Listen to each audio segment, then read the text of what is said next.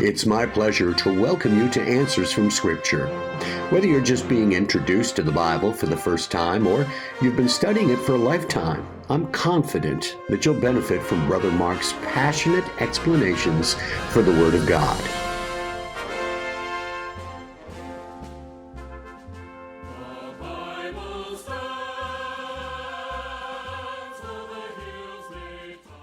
Hey, welcome back, family and friends. I'm your host, Brother Mark. This is Answers from Scripture. We're missing a microphone today. We forgot to bring it, so I'm just going to have to yell at you a little bit. Hope it all records. But today's question is definitely one's going to make some people upset. The question is from the Bible: why does your wife never wear pants? Why does your wife never wear pants? We're going to start right where you guessed we'd start, in Deuteronomy 22:5. And I know all the arguments people bring against Deuteronomy 22:5, and if we had an hour, I'd spend the time refuting every one of them, and I believe they're easy to refute. But I'm going to say this: if there's any doubt, I would definitely alter on the side of safety here. Look at Deuteronomy 22:5. The woman shall not wear that which pertaineth unto a man, neither shall a man put on a woman's garment. For all that do so are abomination unto the Lord thy God. Now with that closing statement right there, I would say I'd rather be safe than sorry. I think there's a pretty clear interpretation to the verse. I think it's pretty obvious what the verse means, and you can argue it all day long, but if it says all that do so are an abomination unto the Lord thy God, I'd be pretty careful about doing things that might be in doubt based on what that says. Now, I'm contending that pants pertain unto a man. Now, there are a lot of reasons I'm going to say that. The Bible talks about pants all the way back in the book of Exodus, and it describes them in a way that shows people already knew what they were. They didn't have to be detailed. People knew what they were, but only for men. Men have worn pants for thousands and thousands of years. In fact, people have been found that were buried in the Ice Age, and because they were buried in the Ice Age, not only was their skeleton preserved, but the entire body was preserved, including the clothing. And I've seen on 3 different continents people whose bodies were preserved from the Ice Age, that's thousands of years ago, and every time the men were wearing pants. Every time. Way back. It's not a new phenomenon. It's not just a cultural thing in one part of the world or another. Something that pertains to a man. Pants so much pertain to a man that they even have a saying, for example, who wears the pants in the family? And what they mean by that is who has the authority in the family, who's the man in the family. Now, there are a lot of other arguments that I can make and will make in the future, but if you don't believe me that worldwide pants pertain unto a man, then how do you find the restroom? No matter where I go, I've traveled the world. I've been all over Asia and Africa and Europe and America. I've been all over the world, and I've never been in a country where I had a hard time finding the restroom, because there's a picture of a person wearing pants where the men are supposed to go, and a picture of a woman wearing a dress where the women are supposed to. What does that mean? That typifies, it is the very icon of a man. Someone in pants is iconic for being a man. It pertains to being a man, 100% clear, and all around the world, even in countries that have the kilt, even in countries where they wear long outer garments like they did in Bible days. There are some countries where they still do that. Still, to this day, pants pertain unto a man.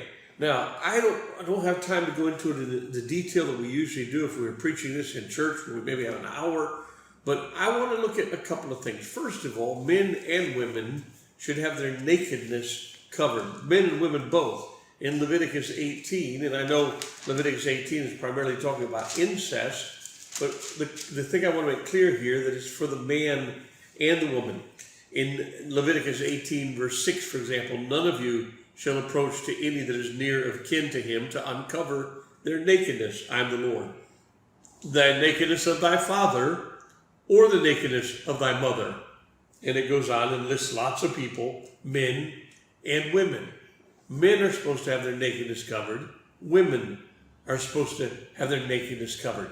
In fact, one of the reasons for pants was to cover the nakedness of men when they were in certain positions. For example, in Exodus 28, in Exodus chapter 28, God was talking about the priests. Verse 42, he said, "And thou shalt make them linen breeches to cover their nakedness. From the loins even unto the thighs they shall reach." In the Bible, God saw that Adam and Eve were naked. Adam and Eve saw they were naked. They put on some loincloths. God said they're still naked. And after God showed up, man realized that we're still naked. And God made coats that goes from the neck down to the knees, basically, down past the thighs. In the Bible, the thighs were always equated with nakedness. Now, we tell the women, don't run around in a bathing suit, don't run around in shorts. But we also tell the men the same thing. Everyone should have their nakedness covered. The woman shouldn't run around in shorts. The man shouldn't run around in shorts. And in this particular Bible verse, the priests were ascending upstairs to go to the altar.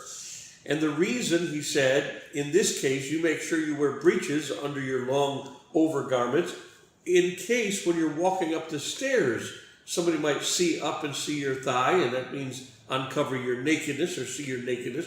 And God said the penalty for that was the death penalty. If they do that, you're going to die. That's pretty serious. We say, does God care about what you wear? Is another video we make. Clearly, God cares about what you wear. And one of the things, one of the purposes of clothing is to cover our nakedness. And that's true for both men and women. In this situation, we make no distinction.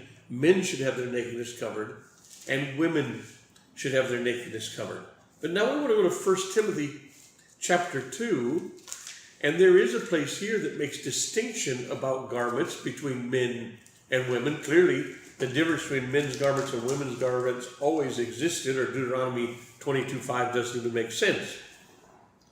But in 1 Timothy chapter 2 and verse 9, it says, "In like manner also, that women adorn themselves in modest apparel."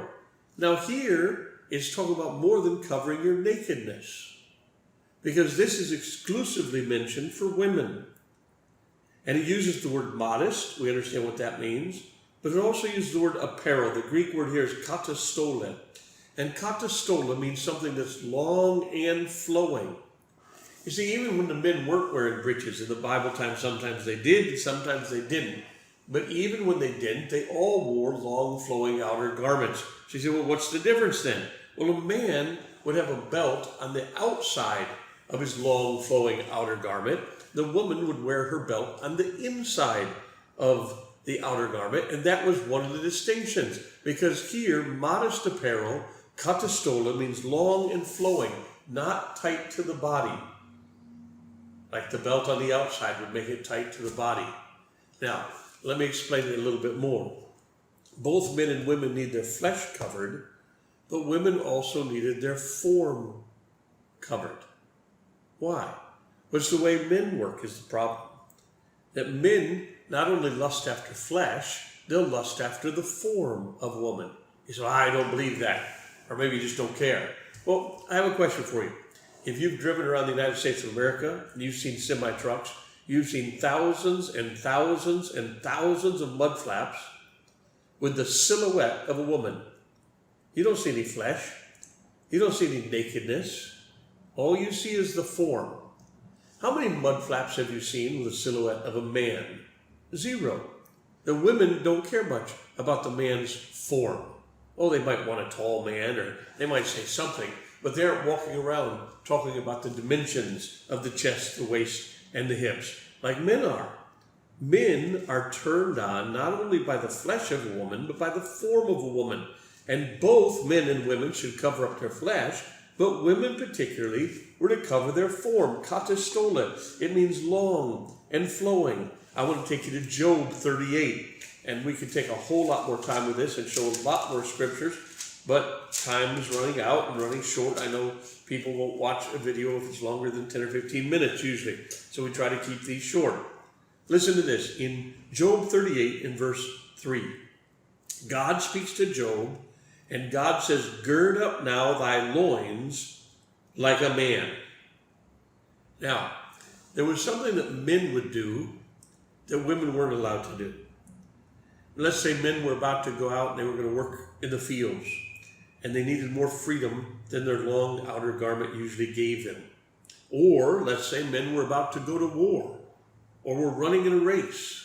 There was something that men could do. They could gird up their loins. Now, essentially, they would reach down, grab the back hem of the long outer garment, pull it up, and tuck it in to their belt in the front, the belt that was on the outside of the outer garment. Now, if you do this, the end result looks like a very crude pair of pants.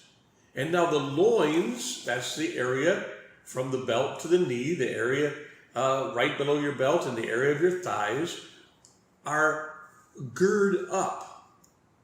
And you can see their form. If ever you saw someone coming in the Bible and their loins were girded up, they'd gird up their loins like a man. This is something that men did, and not that women did. During World War II, women started going to the factories because there was a shortage of men. Women were going to the factories, and they would find out at factories some of the machines, there was a danger if they were wearing long flowing garments, because the garments would get caught in the machines and sometimes pull the woman into the machine. And so during World War II, for the first time really in history, women in large numbers started to wear that which pertained to men. During that time, Marlene Dietrich, a German-born actress, began to popularize that as a fashion, not just for the factory and the big screen. Not long after that, Mary Tyler Moore brought her pants to television. And by the way, it was a huge controversy when she did, even among the lost producers of the television show. They didn't want to allow it. And they debated, and finally they decided if she'd wear a dress at least one time per program, that she could also wear her pants. But it was a big argument. I remember preachers when I was a young boy saying, if women begin wearing pants, that the day will come when there will be problems in distinguishing gender roles, this unisex movement that was pushed by guys like Michael Jackson and Boy George and Prince. When I was younger, preachers were saying this unisex movement is going to take over and there will be gender dysphoria. I don't remember if they used that word, but that's what they described, where men won't know if they want to be men or women, and women won't know if they want to be women or men. Now, all you women that are mad at me right now because you like to wear your pants and you go to a good, strong Bible preaching church, what happens if next Sunday when you go to that good, strong Bible preaching church, your pastors wear lipstick, dangling earrings, and a frilly dress? You'll walk out. Why? Because that clearly pertains to a woman. But you excuse yourself for wearing that which unequivocally, without any argument, historically, and even today, pertains. How do you say even today? Look at the bathroom doors. Even today, in the entire world, wearing pants pertains to a man. So that's why my wife never wears pants, and I'd encourage you to pray about that yourself. If there's any chance that in so doing you're an abomination to the Lord, I'd be safe rather than sorry. I hope you'll come back anyway. See you next week. God bless you. You have a great day.